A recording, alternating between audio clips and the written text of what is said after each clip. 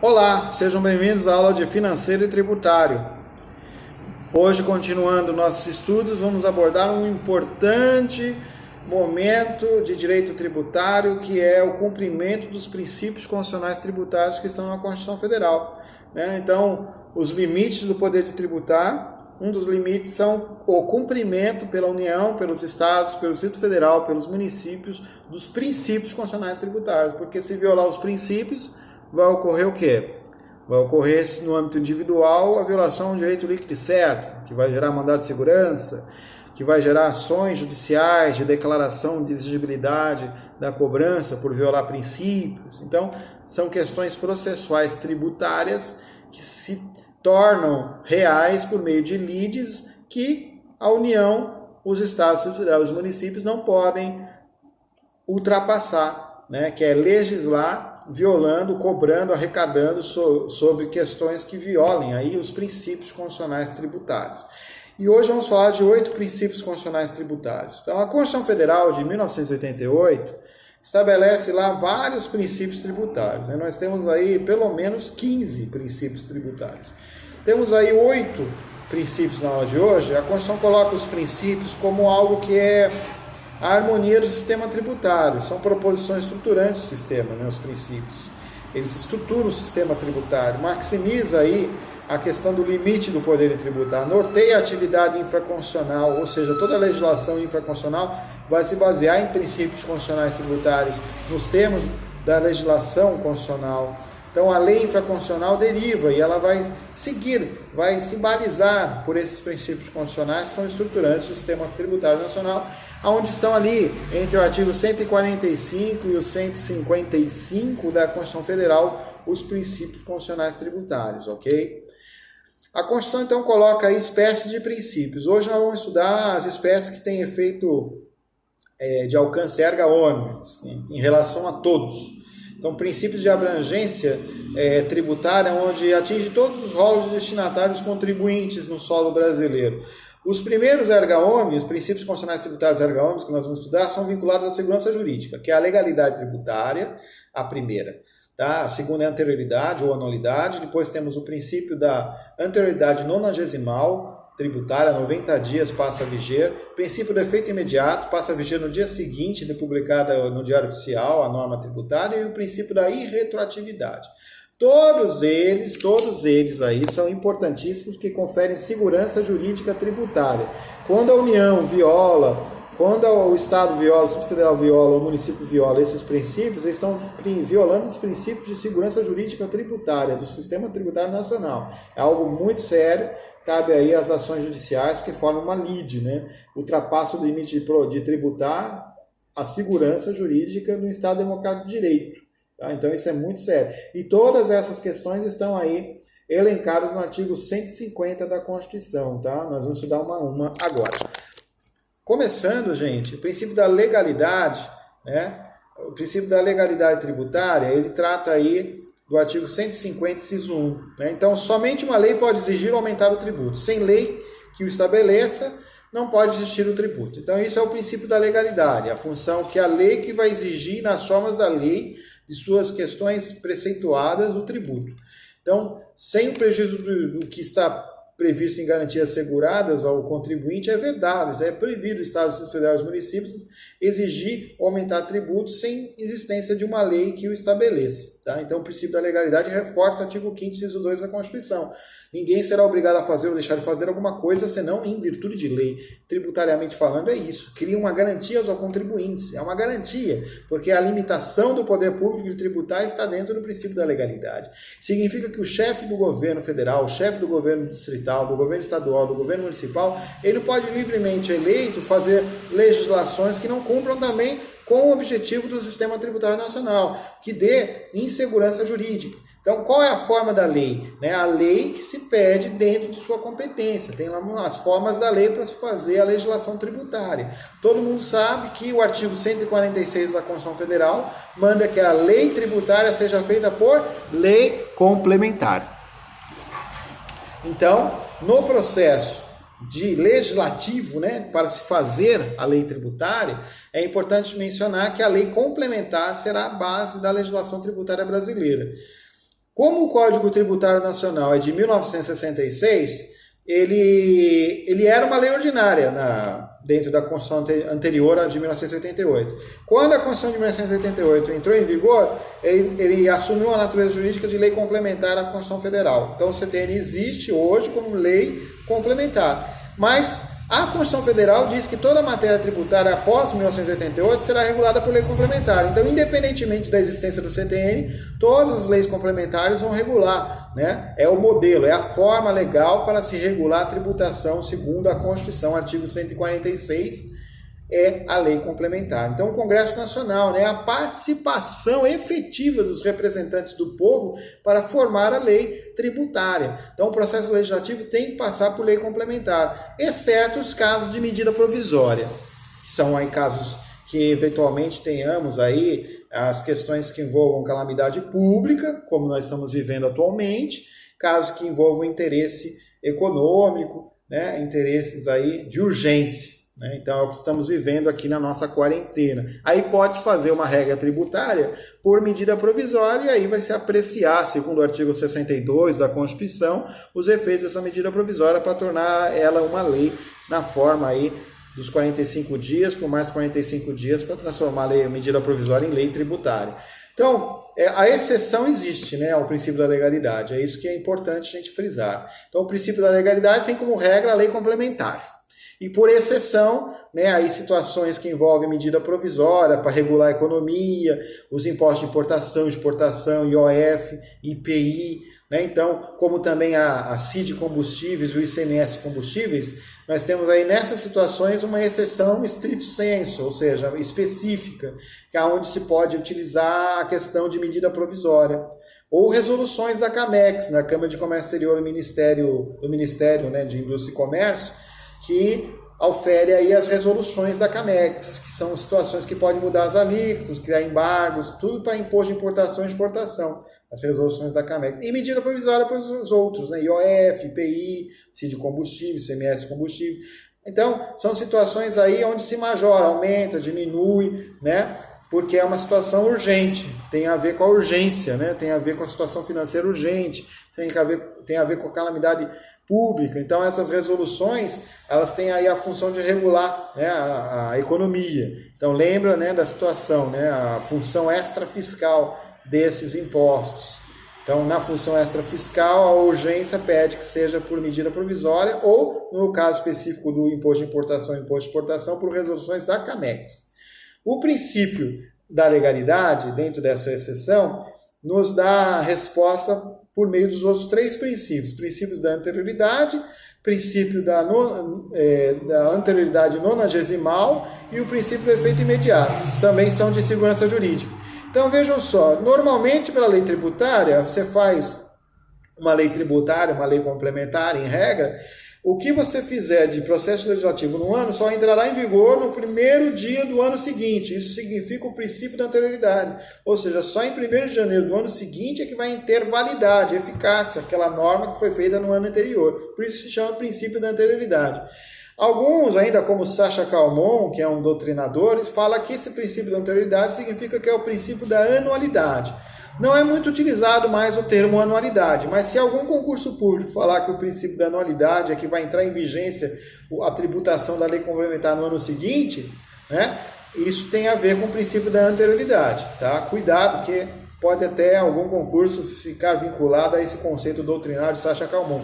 Não é muito mais usual, porque o princípio da anualidade hoje ele é tratado mais nas questões de direito financeiro, que nós já estudamos nas aulas anteriores.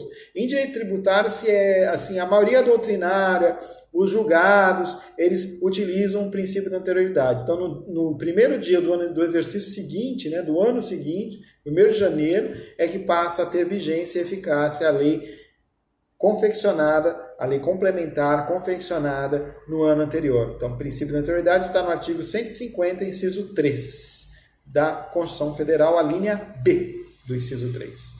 Tá? E aí tem as exceções, né? Como lá no princípio da legalidade tem exceções, aqui no princípio da anterioridade, obviamente, por consequência, também tem as suas exceções, que é o imposto de importação, imposto de exportação, que são por resoluções da CAMEX. Então, se for para diminuir, entra em vigor com efeito imediato, no dia seguinte. para regular o mercado. Se for para aumentar a alíquota, aí entra em vigor pelo princípio nonagesimal, em 90 dias. Então aí nós temos exceções ao princípio da anterioridade. Para o II e o IE, efeito imediato, se for para baixar a alíquota. Se for para aumentar a alíquota sobre a base de cálculo do valor da importação e da exportação, aí se respeita o princípio da anterioridade nonagesimal, que também está na Constituição. E isso também vale para o IPI e IPI-OF, só que IPI e IOF aí será por medida provisória, não por resoluções da CAMEX. Tá? E também para o empréstimo compulsório, que o empréstimo compulsório tem que ser regulado por lei complementar em regra, mas se for em virtude de uma calamidade pública como uma guerra externa, né, como estamos vivendo, o empréstimo compulsório pode ser inserido por medida provisória e depois ser transformado em lei, tá? Pelo Congresso Nacional. Então, essas são situações de exceções ao princípio da anterioridade anual, que não entrará em vigência no ano seguinte, sim em 90 dias, né, da confecção aí da legislação, princípio nonagesimal, ou no efeito imediato, quando é uma urgência e não vai causar prejuízo para o contribuinte. Aí, quando é para diminuir, quando vai diminuir a alíquota da base de cálculo daquele imposto específico para o contribuinte. Quando se cria, então, por empréstimo compulsório, uma regra, um imposto extraordinário de guerra, ou quando aumenta as alíquotas, né, por medida provisória no IOF e no IPI, nós temos, então, 90 dias a partir da publicação do Diário Oficial passa a valer, que é o princípio nonagesimal. E no caso do imposto de importação e do imposto de exportação, 90 dias depois da resolução da CAMEX, tá, que é o princípio nonagesimal, já logo na sequência aí da aula, que está previsto no artigo 150, inciso 3, a linha C, da Constituição Federal, o princípio da anterioridade nonagesimal tributária, em 90 dias entra em vigor. Tá? Então, essa é a regra, que é muito importante. Até antes de 2003, não tínhamos essa regra, porque ela foi inserida pela Emenda Constitucional 42 de 2003, tá, gente?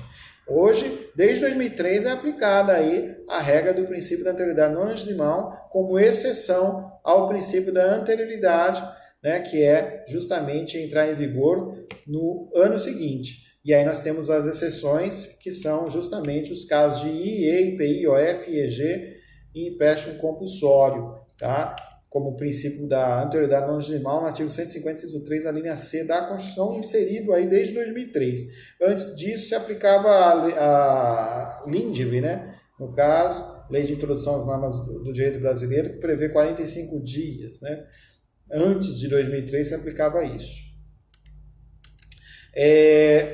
Como já falamos, né, a questão se for para diminuir a alíquota, entra no dia seguinte da publicação no Diário Oficial da União, Diário Oficial aí da União com relação ao imposto de importação, imposto de exportação às resoluções da CAMEX, e quando for medida provisória do IPI, IOF, IEG, empréstimos compulsórios, né? Então, nesses casos aí é o paga já já, ou seja, na verdade já vai pagar menos no dia seguinte. O efeito imediato está aí de imediato no dia seguinte. O princípio do efeito imediato está dentro da lei, conforme o artigo 150, inciso 1. No dia seguinte da data da publicação no diário, tem efeito imediato a cobrança, que é menor. Sempre para beneficiar o contribuinte e regular o mercado, a economia, existe aí o princípio do efeito imediato. E temos o princípio da retroatividade. O princípio da retroatividade é muito importante porque consagra aí o princípio, né, no artigo 150, inciso 3, né, inciso 3 da linha A da Constituição, com muita fé, né, muita fé e com muita legalidade e justiça, aí ao fundo, né, nós temos aí Nossa Senhora Aparecida e a Estátua da Justiça, que nos rege, o inciso 3 do artigo 150, linha A, da Constituição Federal, que prevê que é proibido a União, o Estado Federal e os municípios cobrar, olha o verbo, tributos em relação a fatos geradores ocorridos antes do início da vigência da lei. Então, a lei foi confeccionada no ano passado, não pode se cobrar, né? Não retroage aos efeitos anteriores. Então, a lei não prejudicará o direito adquirido, a coisa julgada, né, o ato jurídico perfeito da legislação tributária. Então, o fato gerador não se cobra, né, na verdade, o fato gerador tributário anterior à lei não se cobra pela nova lei tributária, só o fato gerador tributário da lei nova é que vai se cobrar. Então, o fato gerador se deu pelo ano passado, conforme o princípio aí da anterioridade, ainda tinha vigência a lei anterior, então vai se cobrar pela lei da vigência anterior. não se aplica. Então, o princípio da irretroatividade é isso, vai só se aplicar a fatos geradores que estejam na vigência da nova lei tributária, ok? Então, essa é a previsão. Temos também as questões que envolvem os princípios da isonomia, né? Temos aí as questões que envolvem o princípio da isonomia, o princípio também que envolve as questões erga omnes da isonomia, que estão no artigo 150, inciso 2. Né? A isonomia aqui é tratada que é a igualdade, né? Os entes federativos têm que tratar, não podem, né? Na verdade, é vedado os entes federativos, né? Instituir tratamento desigual entre contribuintes, ou seja, existirá a obrigação de pagar o tributo para todos que se encontrem em situação equivalente, aí significa que terão que ter o mesmo tratamento, né? Não pode se instituir um tratamento desigual. O que não significa dizer que todos devem ter o mesmo tratamento. Então, olha só que interessante a isonomia tributária. A isonomia consiste em tratar igualmente os iguais e desigualmente os desiguais na medida de suas desigualdades tributárias. O princípio da isonomia, ele tem uma questão aí exemplificando, né? O que significa isonomia tributária diante desses conceitos, né? Previstos aí no artigo 150, inciso 2 da Constituição. Nós pegamos um exemplo, por exemplo, a questão do imposto de renda. Tem faixas, né? Então, temos lá a faixa de isenção até R$ 1.903, né? Tem a outra faixa, né, que vai até 2.000 e pouco, a outra faixa que vai até 3.000 e pouco, a outra faixa que vai até 4.000 e pouco. As alíquotas vão aumentando. Então, ali dentro daquelas faixas, existem contribuintes que são iguais. Então, tratar igualmente os iguais que estão naquela faixa. E desigualmente os desiguais que estão em outras faixas da tabela do imposto de renda. Então, nós podemos aplicar isso não só na tabela do imposto de renda, mas também na tabela da contribuição do INSS, que é 8, 9 e 11, de acordo com o que você recebe como renda aí do seu trabalho, por exemplo. Então, também se aplica a contribuição do INSS, aí tratar igualmente os iguais e desigualmente os desiguais. Quem ganha mais paga 11% do INSS do seu salário, quem ganha menos paga 8%. Também é um outro exemplo aí que se aplica o princípio da igualdade e da isonomia tributária. É importante esses exemplos porque aí vai ajudando nos entendimentos, né? O que seria o princípio da igualdade, aí, o princípio da isonomia. Benefícios fiscais servem para equiparar contribuintes que se encontram em situação diferente. Por isso, importante, não representam quebra de isonomia. Tá? Em sua tese, aí, os benefícios fiscais não quebram isonomia tributária. A não ser que a lei, né, vai, ao menos em tese. Na prática, a não ser que a lei seja para beneficiar alguns. E aí essa lei pode se tornar o quê? Inconstitucional. Né? Porque tem que ter um fundamento para beneficiar.